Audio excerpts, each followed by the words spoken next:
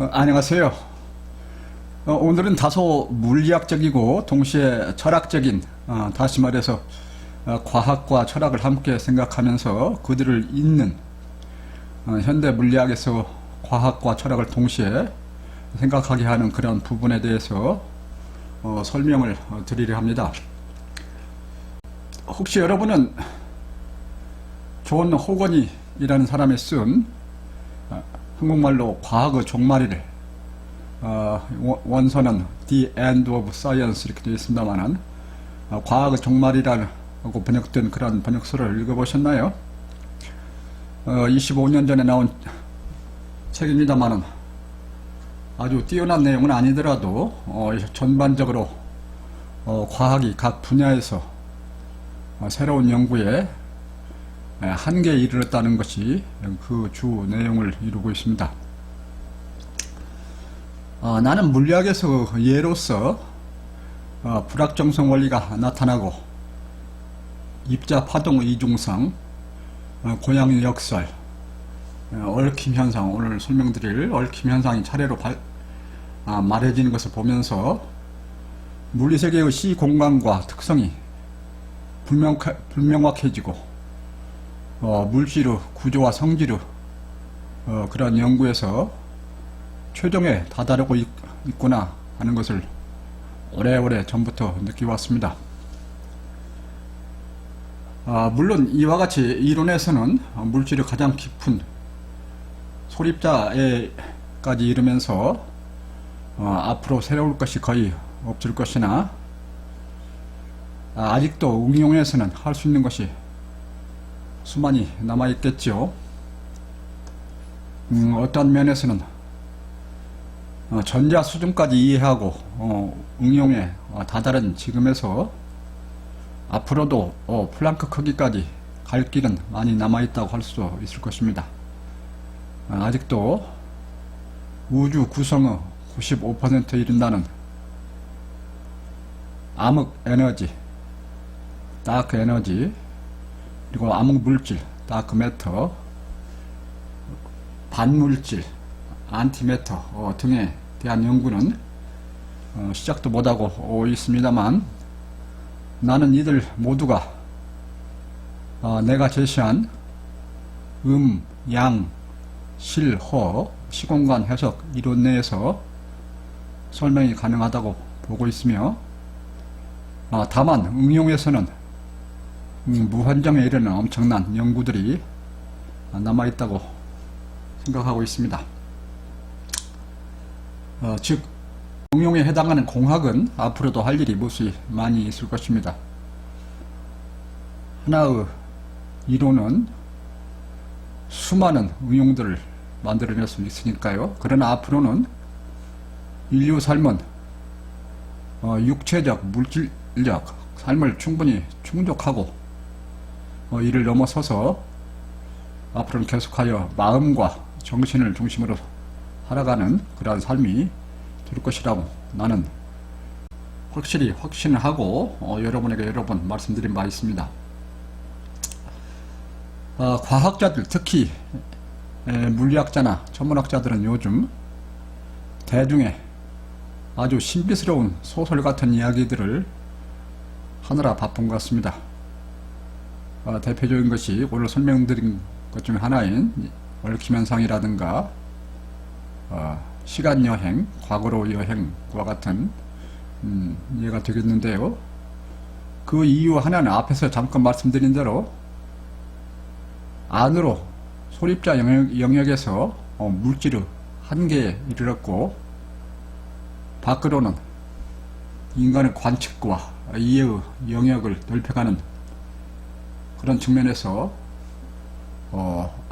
파악이 덜 되고 있는 그런 우주에 대한 탐험과 연구가 있기 때문일 것입니다. 과학자들은 철학과 혼동되는 이야기, 영적인 이야기, 여기서 영이라면 홀령을 말하는데요. 영적인 이야기, 소설 같은 이야기를 해대면서 과학을 세일하느라 매우 바쁜 듯 합니다. 일반인들에게 관심을 끌어야 직업인으로서 대중 각광도 받고 하는 일도 재미있고 또한 보람도 느끼고 또한 연구비도 많이 살릴 수 있을 것이기 때문이 아닌가 그렇게 생각해 본 적이 있습니다. 사실 저는 이 해설을 시작하면서 처음부터 여러분에게 무척 미안한 마음을 금치 못하고 있습니다. 썸네일도 멋있게 만들고 다양한 보충 자료들도 만들면서 이해를 쉽게 하실 수 있도록 도와드려야 하는데, 그리고 상상적인 이야기도 마음껏 해대고 보다 좋은 녹화 환경에서 보다 쉽게 재미있게 설명도 하고 그랬으면 매우 좋겠는데 그러할 여력과 도움이 주어지지 못하고 있는 것 같습니다. 그래서 또한 여기에 개인적인 시간적 이유도 좀 갖지 못하고요. 그래서 무척 미안할 따름입니다. 오늘 특히 이 자료를 준비하면서 많은 그림을 보여드리고 사진을 보여드리고 또 흥미있게 설명을 해드렸으면 좋겠는데, 제가 진리를 한다고 하니 철학을 포함한 진리, 아니 윤리 도덕을 넘어서 철학보다 더욱 냉정하게 여러분에게 이해를 하도록 해드려야 한다는 그 진리, 조금의 꾸밈이나 과장이나 윤리적인 그런 재미도 붙여서 말하기 어려운, 그저 냉철하기만 해야 한다는 것 때문에 이처럼 딱딱하고 따분하다는 말을 많이 들으면서도 몸이 건조하게 강의식으로 설명을 해드리고 있는 것 같습니다. 여러분의 많은 이해를 부탁드립니다. 앞으로 최대한 여건을 만들어 가도록 노력은 하겠습니다. 뒤우 인간편으로 갈수록 가능한 한 풍자나 비유는 많이 써보려 하고 있습니다. 오늘 설명드릴 내용에 대한 일반 서론들은 이 정도로 하고요. 본 내용에 들어가 보겠습니다. 지난주에 말씀드렸던 내용을 먼저 요약을 해보면은, 지난주는 책의 3.4장 이치와 진리의 중반부로서 이치와 진리는 어떻게 언제 어디에나 존재하면서 나타나는지, 왜 물리적 존재는 나타났다가 사라졌다 하면서 존재할 때에는 공간상에 배타적으로 고유한 위치를 차지하나, 이치와 진리는 변하지 않은 채 모든 곳에 언제든지 존재하면서 얼마든지 물질 내부나 생각하는 사람에 중복되어 나타날 수가 있는지, 그리고 이치와 진리는 왜 자신을 항상 스스로 드러내려 하는지, 그러나 물질의 특성이 강할수록 깊이 숨어 있어서 느끼고 인식하기가 어렵게 되는지, 그러한 진리의 특성에 대해 말씀드렸습니다. 뒤에 제일 마지막 말씀드린 물질의 특성이 강할수록 깊이 숨어 있다는 것은 제가 자꾸 강조해온 육체와 물질 위주로 하는 사람에게는 더 진리가 깊이 들어가 있어서 더 인식하기가 어렵게 된다는 그런 뜻도 포함하고 있습니다.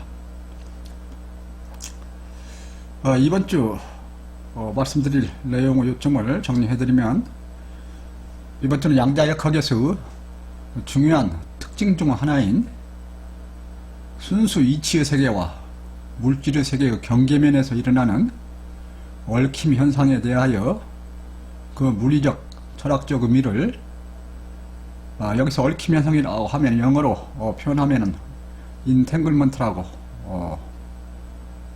사용됩니다. 물리세계에서 빛속도의 제한성, 물질의 세계와 이치 세계의 연계성, 이치와 진리의 물질의 세계에서 언제 어디에나 존재하는 편재성, 이러한 이치와 진리의 편재성을 비속도 이상의 전달 개념으로 연결시킬 수 있는 그러한 방법들에 대하여 말씀드리려 합니다. 다시 강조해드립니다만, 오늘의 주요한 이 쟁점은 어떻게 해서 양자역학에서 말하는 얽힘 현상이 물리학과 철학의 만나는 그러한 다시 말해서 물리학과 철학을 통합해서 이해해야 쉽게 이해할 수 있는 그러한 부분인가 하는 것을 강조하는 것이 되겠습니다. 그래서 3.4장 이치와 진리 읽으면서 설명을 드리도록 하겠습니다. 양자역학에서 얽힘 현상, 빛속도 이상의 진리의 전달. 다 아시는 바와 같이 물리세계에서는 빛속도 이상 어느 것도 전달이 불가능한 다른 그러한 것이 물리학의 기본 가설인데, 이 양자역학에서 나타나는 얽힘 현상은 이런 빛속도 이상을 초월해서 무엇인가 전달되는 그러한 것이 있는 것으로 느낀다 하는 것이 주 내용인데요. 읽어보겠습니다. 양자역학이 물리세계에 대하여 설명해주는 몇 가지 중요한 철학적 의미들이 있다. 물질의 세계는 불연속적으로 양자화되어 있다는 점, 물질에서 플랑크 크기의 최소 알갱이 입자는 관측에 있어서 입자적 성격과 동시에 파동의 성격을 띈다는 점, 소립자는 인간의 인식이나 측정상의 한계 때문에 일어나는 것이 아닌 위치에 있어서 확률적인 특성을 가진다는 점, 지리적으로 떨어져 있는 입자들 사이에 감추어진 국지적 변수가 없는데도 순간적으로 상호작용이 일어나는 얽힘 현상이 나타난다는 점이다. 즉 미시의 세계에서 쉽게 우리가 이해할 수 없는 그러한 특징들을 나열을 하고 있는데요. 제일 먼저 말씀드린 것이 불연속적으로 나타나는 양자화 개념이고요. 두 번째가 플랑크 크기로 입자가 되는, 그러면서 입자와 동시에 파동의 성격을 갖는 입자 파동의 이중성. 세 번째가 인간의 인식이나 측정상의 한계 때문이 아닌 물리학적으로 물리적으로 실질적으로 위치에 있어서 어떠한 입자의 존재를 확률적인 위치로 말할 수밖에 없다 하는 불확정성 원리에 해당되는 건데요. 이러한 것이 있고, 마지막으로 지리적으로 떨어져 있으면서도 어떤 서로 정보, 신호 교환이 없는데도 마치 연결된 것처럼 얽혀 있다 하는, 오늘 주로 설명드릴 얽힘 현상이라는 것들이 미소립자 영역으로 가면서 나타나고 있다, 그런 내용이 되겠습니다. 양자역학은 상대성 이론으로 설명할 수 없는 그러한 물리적 현상들을 이해하는 목적에서 미소립자 사이의 역학을 다룹니다. 따라서 에너지 양자화, 입자 파동 이중성, 불확정성 원리, 고양이 역설, 얽힘 현상 등들이 대표적인 특징으로 다루어지고 있습니다. 고양이 역설이라고 하는 것은 고양이가 박스 안에 들어있는데 안을 들여다보지 않고는, 문을 열어보지 않고는 고양이가 살아있다 죽어있다 결코 말할 수 없다.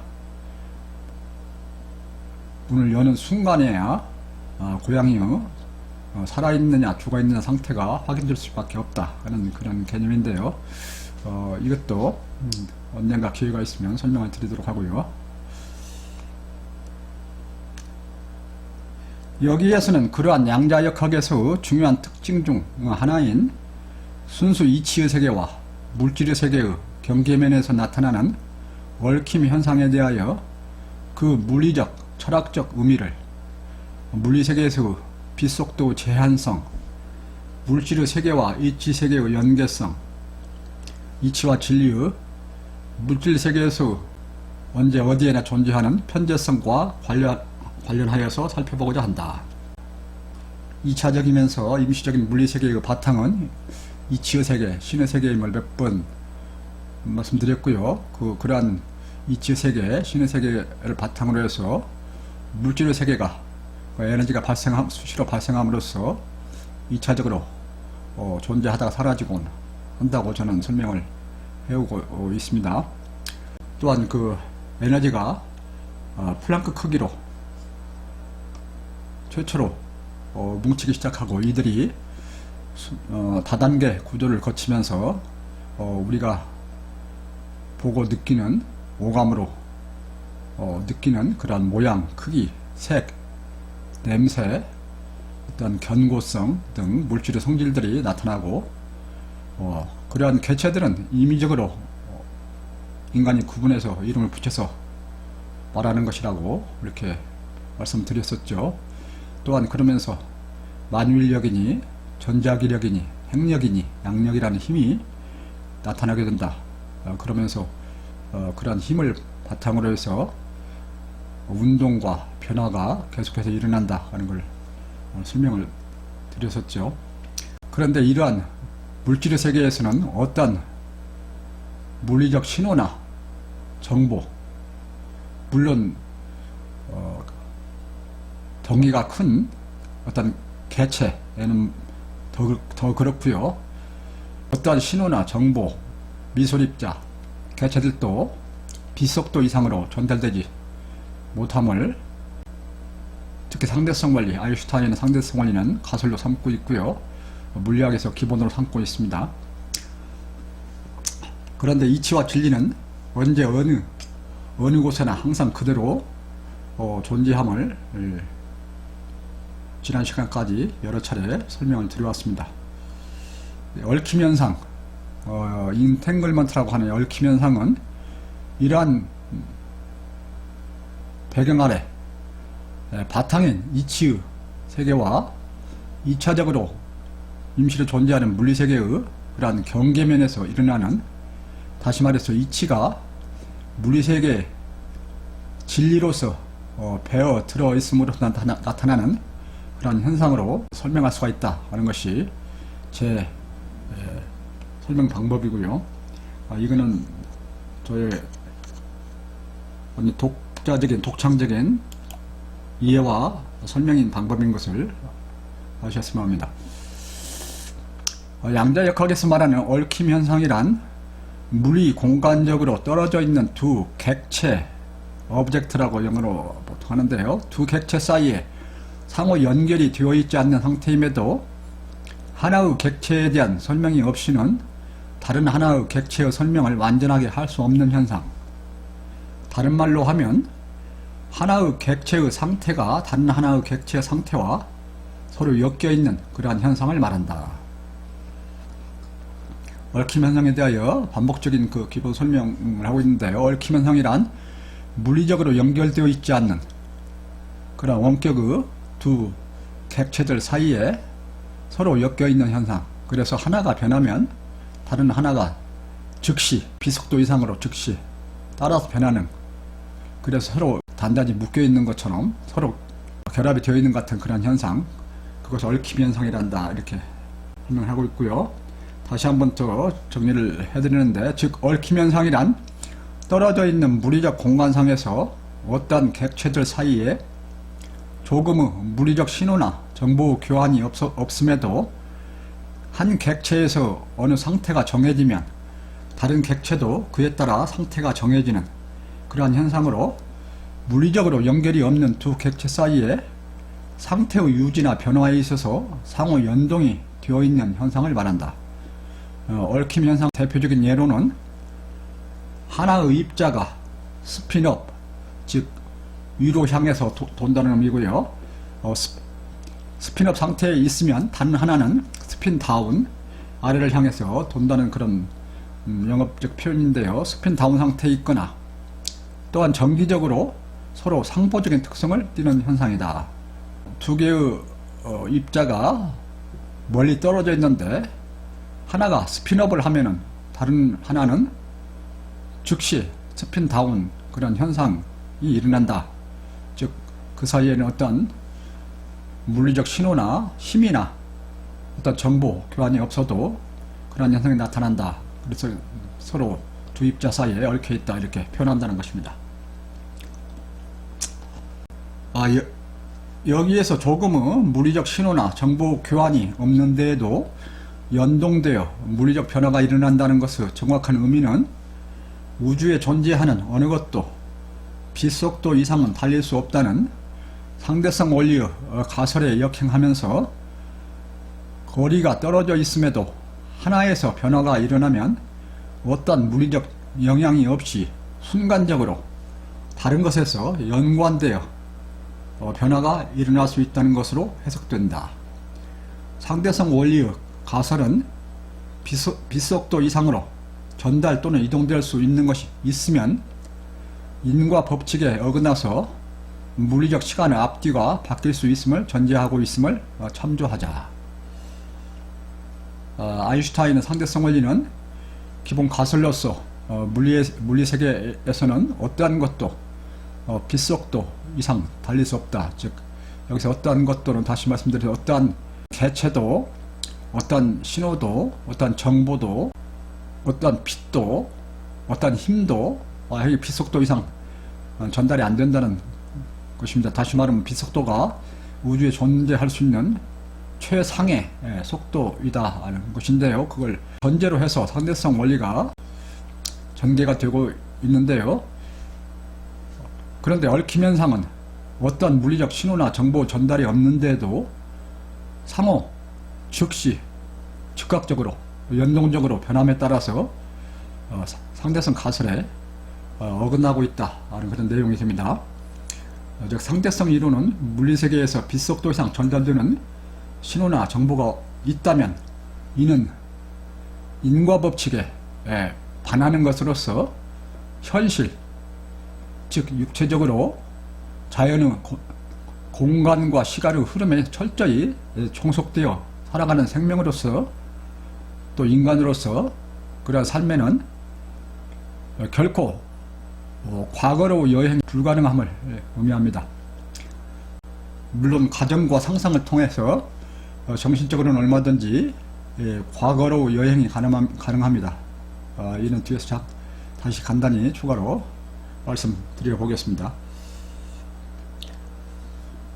신은 주사위 놀이를 하지 않는다는 말로 하이젠베르그의 불확정성 원리와 양자역학의 회의감을 가져오고 물리세계에서는 어느 것도 빛 이상의 속도로 달릴 수 없다는 가설을 바탕으로 하여 상대성 원리를 제안했던 아인슈타인은 이는 즉 양자역학에서 말한 얽힘 현상입니다. 이는 물리세계에서 도저히 있을 수 없는 원거리상에서의 유령에 의한 동작 스푸키 액션 at a distance 이렇게 영어로 표현되는데요. 원거리상에서 두 객체가 떨어져 있는데 그 사이에 스푸키 액션 유령에 의한 동작이라고 번역을 저는 해봤습니다만은 아주 스푸키하면 으시시하다 영적이다 그런 뜻이 있는데요. 그러한 동작이 일어나고 있다. 그러니까 물리적인 신호나 정보 전달이 전혀 없는데도 그런 영적인 그런 유령에 의해서 동작되는 거다 해서 그렇게 그런 뜻이 되는데, 만일 그렇게 된다면 자기는 물리학자라고 할 수가 없고 차라리 점술인이 되는 것이 낫다. 그들이 주장하는 얽힘 현상의 배후에는 무시되고 있는 숨겨진 변수가 있을 것이다 라고 하면서 포돌스키, 로든 이런 사람들과 함께 소위 국지적인 숨겨진 변수 이론 로컬 히든 베리어블 시오리라고 하는데요. 이것을 제안하여 헬싱키 학술대회에서 유럽 물리학자들과 그 유명한 물리학에서 매우 유명한 그런 논쟁인데요. 소위 헬싱키 논쟁이라는 것을 일으키면서 아인슈타인, 포도스키, 로든 이 세 사람 이름을 따서 EPR, 역설이라고 하는 그런 유행어를 만들어냈습니다. 다시 말하면 아인슈타인은 본인이 상대성 원리를 제시할 때 기본 가설로 이용했던 우주에서는 어떠한 것도 비속도 이상 전달될 수 없다 하는 기본 가설을 벗어나서 일어나는 그런 양자역학에서 얽힘 현상, 그것에 대해서 본인은 결코 인정할 수가 없고, 만일 그렇다면은 어떤 국지적인 변수가 있을 텐데 그렇지 않고는 있을 수 없다. 그거는 어떤 영적인 그런 유령이 존재한다고 말하는 것인데, 만일 그렇다면 자기는 물리학자가 아니고 점술쟁이라고 해야 한다. 그래서 아주 유명한 말을 했는데요. 신은 주사위 놀이를 하지 않는다.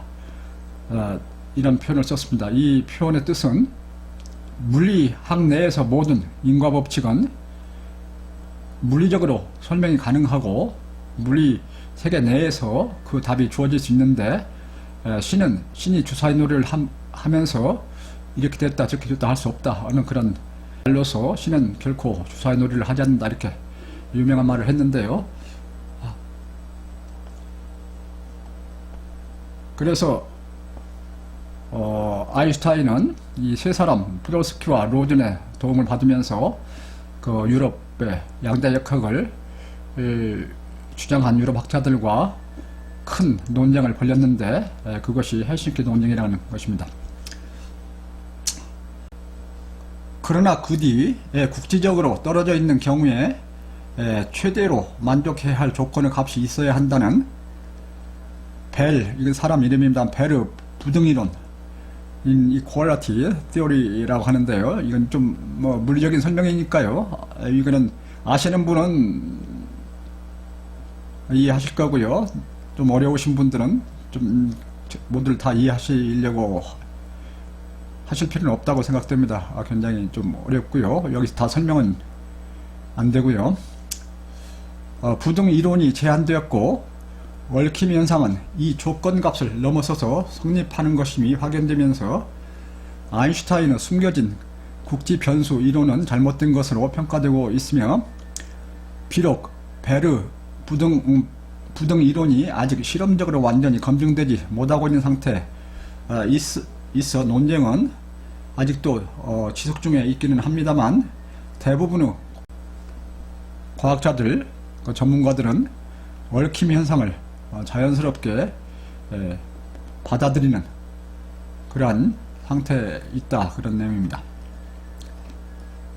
얽힘 현상이 어떻게 가능한지를 이해하는 이론으로 국지적으로 떨어져 있는 경우에 최대로 만족해야 할 어떤 조건의 값이 존재해야 한다는 그런 부등 이론을 벨이라는 사람이 제안을 하고 여러 실험들이 이루어졌는데, 다소 미흡함은 남아있습니다만 대부분 전문가들이 이를 올바르게 이론으로 인정을 하고 얽힘 현상을 맞는 이론으로 받아들이고 있다는 것이 되겠습니다. 얽힘 현상이 암시해주고 있는 중요한 시사점들을 정리하면 다음과 같다. 오늘 말씀드릴 내용을 이해하시기 좋은 차례대로 나열했는데요. 오늘 말씀드릴 내용은 중요 부분이 되겠습니다.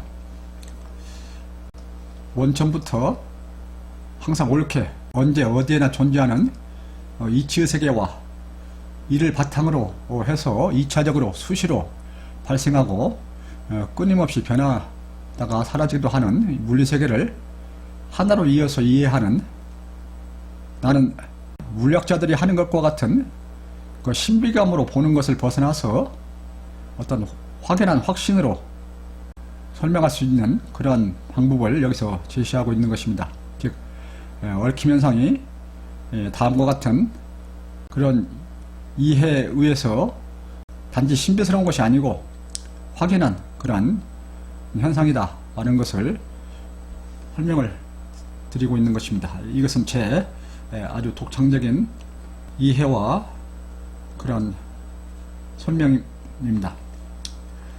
첫째, 물리세계는 이치의 세계를 바탕으로 하며 물리세계의 기본이 되는 에너지가 양자화되면서 만들어지는 물질의 세계에 이치가 결합한다.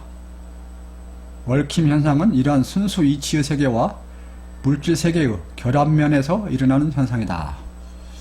다시 말씀드려, 얽힘 현상은 순수하게 물리세계 내에서만 일어나면서 물리적으로만 설명할 수 있는 그런 현상이 아니라, 그 물리학자들은 모든 것을 물리적으로 이해, 실험, 확인할 수 있어야 받아들입니다. 그러나 얽힘 현상은 물리 세계 내에서만 해결하려고 하면은 결코 해결할 수 없는 그런 현상입니다. 따라서 무형적으로 항상 옳은, 그러면서 물리 세계의 언제 어디에나 항상 옳게 존재하고 나타나는 이치의 세계를 정확히 이해하면서 이치의 세계와 물리 세계 경계면에서 일어나는 현상으로 파악을 해야 얽힘 현상을 제대로 이해할 수 있다 하는 것을 말하고 있습니다. 둘째, 그래서 거시세계에서 미시세계로 들어감으로써 물질의 농도가 옅어지면서 물질이 없는 공간이 나타나고 무형의 이치의 공간이 나타나면서 논리로 보면 물리적 시간 개념이 없이 즉시적이거나 시간적 전후가 바뀔 수 있는 개념이 존재하게 된다. 이는 무형의 이치가 물리적인 시공간을 초월하여 어디든지 즉시 편재적으로 나타날 수 있는 개념이 된다. 제가 1장에서 물리세계를 설명드릴 때도 여러 번 강조드렸습니다만은 물리세계는 임시적으로 이치의 세계를 바탕으로 해서 존재하는데, 그 물리세계가 존재하게 되면은 거기에 바탕에 이치가 배어들어서 진리로서 숨어있게 되고, 그 변할 때 그 변하는 법칙을 이루는 그 법칙 속에 변하지 않는 진리가 들어가 있게 된다 하는 걸 설명을 드렸었고요. 또한 지난 시간까지도 여러 번 이치와 진리는 물리세계에서 언제 어디에나 항상 그대로 있다. 즉 어느 한 곳에 있으면 다른 곳에 없는 것 개념이 아니고, 다만 인식하는 인간 측면에서 느낄 때, 생각할 때 나타날 뿐이지 항상 언제 어디에나 있다. 즉 무형으로서, 그래서 크기를 말하면 크기 제로여서 물질세계를 어디든지 통과하면서 무한속도로 움직일 수 있는 그런 개념으로 굳이 설명할 수가 있다, 그런 말씀까지 드렸는데요. 그래서 그 무형의 이치가 물리적인 시공간을 초월하여서 어디든지 즉시 나타날 수 있는 개념이 된다, 그런 설명이 되겠습니다. 셋째, 어느 객체들이 사전에 상보적 관계를 갖는 상태에서 멀어지게 되었다면 이는 이치의 세계에 관한 것으로서 그들이 지리적으로 떨어져 있어도 그러한 상보성은 계속하여 유지될 것이다. 그래서 물리적인 신호나 정보의 교환이 없어도 물리세계에 결합한 이치의 세계를 통하여 양편에서 일어나는 결과에 대하여 유추함이 가능하게 된다. 그래서 이치로서 얽혀있는 현상에 대해서는 한편에서 물리적 변화를 보면 다른 편에서의 상태를 이치로서 알 수 있게 된다. 어떠한 두 객체가 변화에 있어서 논리적으로 묶여 있다면은, 여기서 상보적이란 말도 썼습니다만은, 논리적으로 서로 묶여 있다면 두 객체가 떨어져 있으면서 그 사이에서는 어떤 물리적 신호나 정보가 교환되지 않아도 그러한 논리적 관계는 그대로 유지가 되면서 각자 독자적으로 변하고 있으면서도 하나의 상태가 변하면 다른 상태도 변하는 것으로 확인을 할 수 있게 된다, 그런 것이 되겠습니다.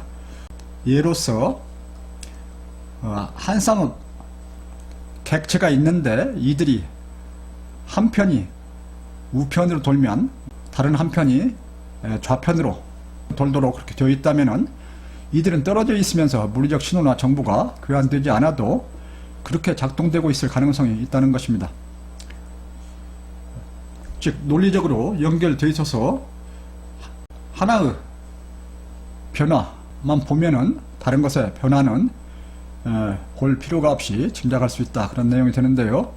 저는 이 예를 쌍둥이나 컴퓨터 소프트웨어를 가지고 들고 있습니다. 굉장히 쉽게 여러분들은 이해하실 수 있으실 텐데요. 예를 들어서 여러분들 많이 짐작하시겠지만은 거의 일치하는 유전자를 가지는 그러한 일란성 쌍둥이가 태어나서 떨어져 살게 된 경우, 한 편의 행동 양식을 보면 다른 편의 행동 양식을 보지 않고도 그동안 환경이나 교육 경험을 통해서 변했던 것, 또는 당시의 여건, 이런 것들을 고려해 놓으면서 고려를 한다면은 다른 편을 보지 않고도 어느 정도 짐작할 수 있는 그러한 개념이 존재합니다. 즉 유전자에 담고 있는 이치의 지속성에 의해서 서로 떨어져 있긴 하지만, 그리고 어떠한 전화나 통신이 없었는데도 하나의 변화를 보면 다른 편을 어느 정도 짐작할 수 있다. 물론 여기에서는 어느 정도란 말을 쓰고 있습니다만, 이것은 사람에 있어서 그동안 살아왔던 경험이나 교육이나 그 다음에 환경 또는 해당 시간 그 당시의 여건에 따라서 다르게 표현이 될 수 있으니까요. 그거는 고려를 넣어야 되겠죠. 인간은 그걸 고려를 해서 활동을 하니까요. 그래서 그러한 것을 고려한다면은 이란성 쌍둥이보다는 일란성 쌍둥이가 더 멀리 떨어져 있는 한 형제의 행동을 봐서 다른 형제의 행동도 비슷하게 짐작할 수 있는 개념이 나옵니다. 이것은 제가 여러 번 자료에서 확인을 했는데, 물론 아무리 일란성 쌍둥이라 하더라도 멀리 떨어져서 오랫동안 지내면은 아까 말씀드린 것처럼 자라면서 받은 교육이나 겪었던 경험, 그리고 환경, 더구나 다른 당시 여건, 주위 여건, 이런 것들에 따라서 다르게 행동을 하고 많이 달라질 수 있습니다만은, 그러한 차이가 적을수록, 환경이나 교육 경험 이런 차이가 적을수록 서로 같은 동일성을 유지하는 것이 더 강할 것입니다. 그래서 이러한 쌍둥이에서 일어나는 그러한 현상은 결국은 논리 개념으로 해서 논리가 서로 연결됐다고 이렇게 보는 것이 이해하기가 더 쉽다, 이런 말씀을 드리는 거고요. 또한 컴퓨터에 있어서 이것은 여러분들 많이 경험을 하고 있는 현상이겠습니다만은, 수많은 컴퓨터에 같은 소프트웨어가 장착이 되어 동작되고 있다면, 그리고 같은 입력이 주어진다면 모든 컴퓨터에서는 그 처리 결과가 같게 나타날 것입니다. 즉 소프트웨어 라직, 그 논리가 같게 구성되어 있는 그 소프트웨어이기 때문에 다른 하드웨어에 장착되어서 기능한다 할지라도, 물론 그 하드웨어의 영향을 받기는 받습니다. 이것은 구체적으로 더 따져보면서 말을 해야 됩니다만, 일반적으로 같은 소프트웨어는 다른 하드웨어 컴퓨터에 장착이 되어서 동작되어도 같은 논리를 수행하면서 같은 입력에 대해서는 같은 결과가 나타나는 그러한 현상이 항상 일어납니다. 이것은 소프트웨어, 즉 소프트웨어는 논리인데요, 논리는 물리적인 것이라기보다는 철학적인 거고요. 그래서 하드웨어 위주로만 봐서는 이해하기가 좀 어려운 그런 현상이죠. 그래서 컴퓨터에서도 비슷한 그런 예를 들 수가 있다, 그런 것이 되고요. 설령 반대로 결과를 도출하도록 논리가 만들어져 있다면은 항상 반대로 결과를 만들어낼 것입니다. 이러한 특성들은 같은 이치로 구현된 공산품들에 있어서 더욱 뚜렷합니다. 다만 생명체들에 있어서는 의지에 따라 행동하고 환경에 따라 변해갈 수 있는 특징들이 강해서 무생물과 다소 차이가 나게 됩니다. 이것은 여러분들 짐작할 수 있고요. 나중에 뒤에서 생명편에서 욕심, 의지 이런 걸 다룰 때 조금 더 같이 생각해 보시기로 하겠습니다. 넷째, 의식을 가진 생명체에 있어서는 이치를 판단하는 능력과 주체적 보호 본능이 있어서 자신을 보이지 않게 하거나 다르게 보이려 할 경우가 있거나, 반대로 과시 본능이 있어서 자신을 멋있게 보이거나, 상대방 기대에 미리 맞추려는 경우가 있어서 관측자의 예측을 앞서서 고려하면서 먼저 변화를 일으킬 수도 있다.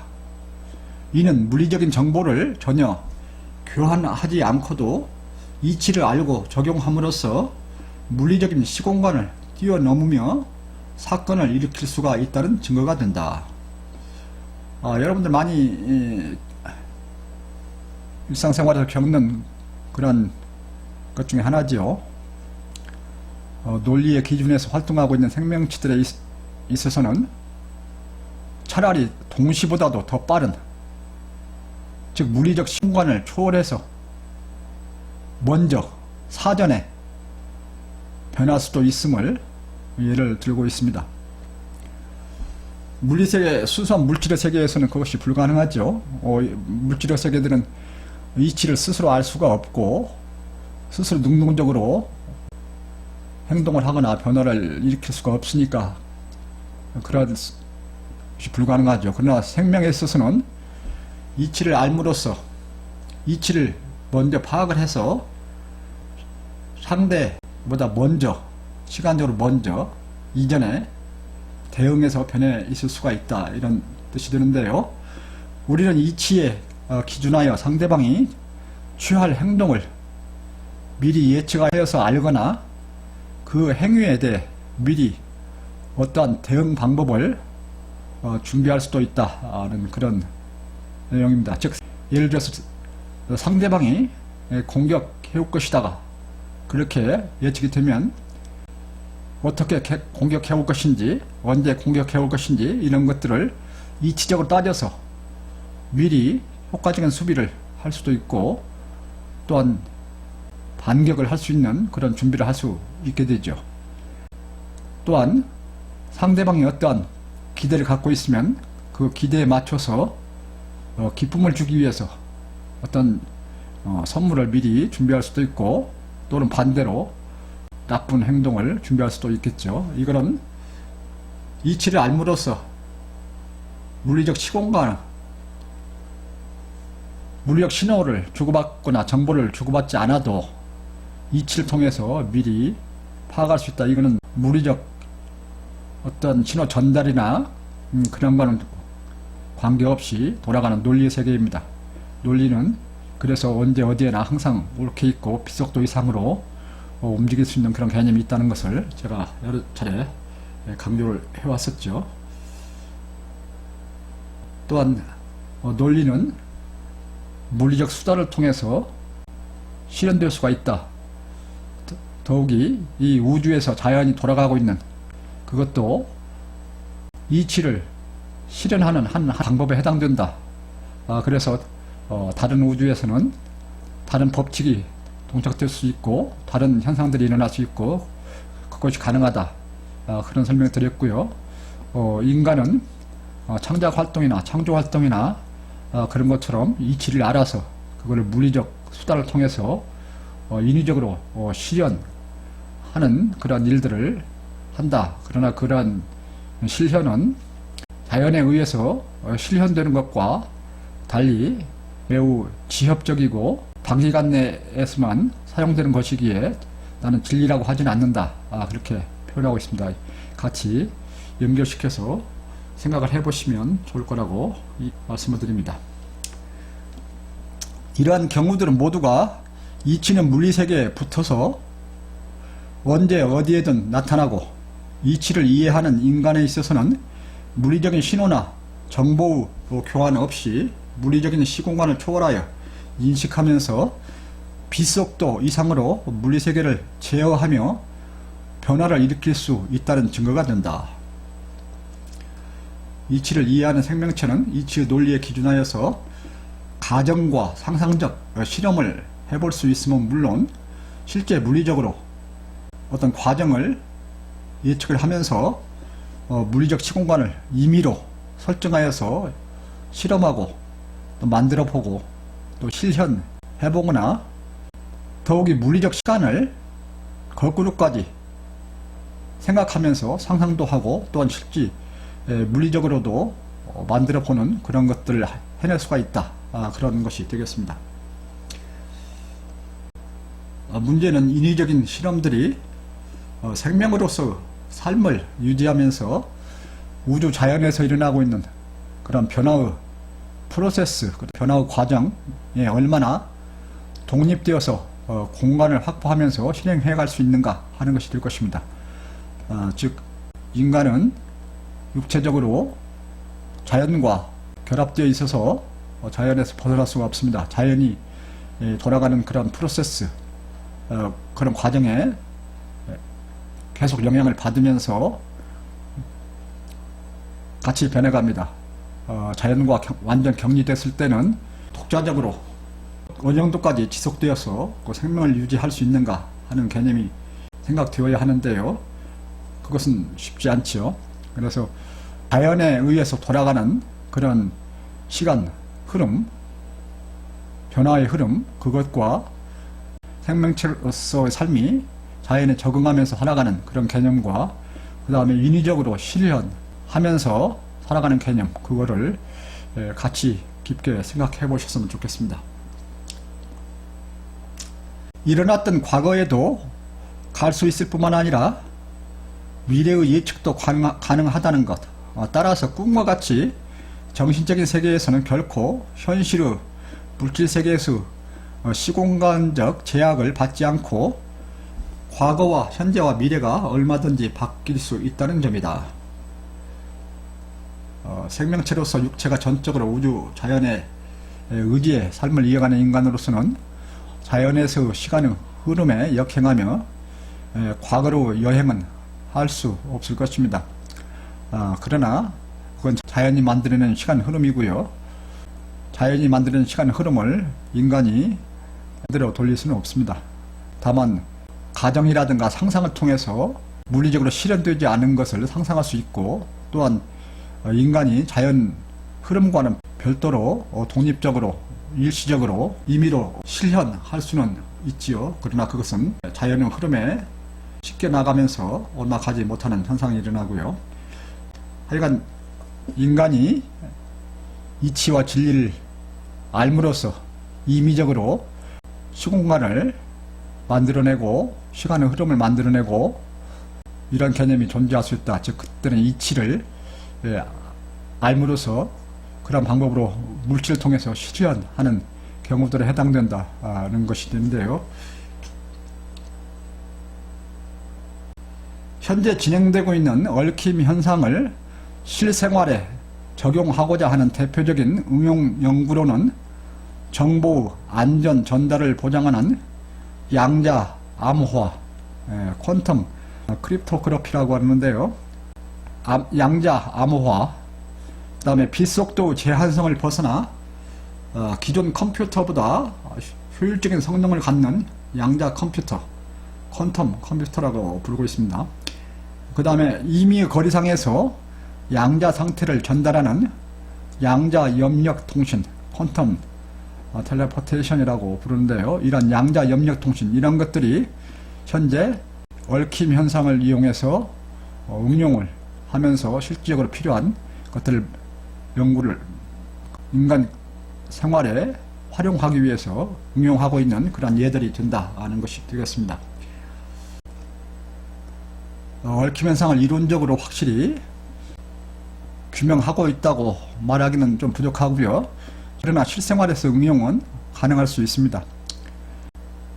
즉 내용을 정확하게 이해를 못해도 밖으로 나타난 현상을 활용하는 것이 되겠죠. 그런 얽힘 현상을 응용하는 연구에서는 여러 연구들이 행해지고 있는데, 여기 대표적인 것으로서 정보 암호화, 양자 컴퓨터 개발, 그 다음에 효율적이고 빠른 통신에서 적용하는 것이 그런 연구들이 행해지고 있다, 그런 것이 되고요.